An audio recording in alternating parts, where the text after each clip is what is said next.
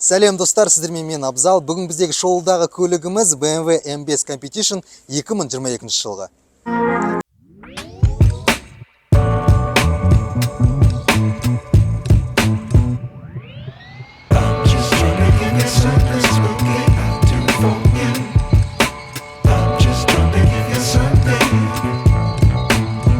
Автокөлікте R20 дөңгелектер орнатылған. Бұл жердегі карбоно-керамикалық тежеуіштердің құны $10.000.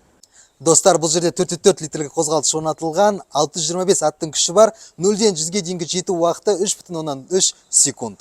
Достар, автокөлікте Bowers & Wilkins аудио системасы орнатылған, 12,5 дюймдік мультимедиа системаны байқап тұрмыз. Тағы да бір ерекшелігі бұл жерде M-Mode деген батырма бар. M-Mode батырмасын басқан кезде бізде 3 режимі бар: Road, Sport және Track. Осы Track режимін қосқан кезде автокөлік тек қана артқы жетекті болады, және сіз бұл автокөлікті толықтай өзіңіз игеретін боласыз. 625 аттың күшін игеріп отыру оңай емес. Жоғарғы жағы толықтай карбоннан жасалған, проекциясы бар лобовое стеклоға, және де M5 Competition деген жазуымен. Алдыңғы жарық шамдары BMW лазерлі болып келеді. BMW білетіндер бұл жарық шамдардың қанша тұратынын біледі. BMW M5 әлемдегі ең тез жүретін 4 есіктік седан болып саналады.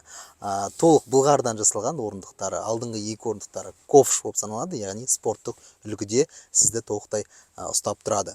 Тағы да бір ерекшелігі, бұл автокөлікте 4 зоналы климат контроль, яғни 4 отырған адам өз ыңғайына қарай климат контрольді өзгертіп отыра алады.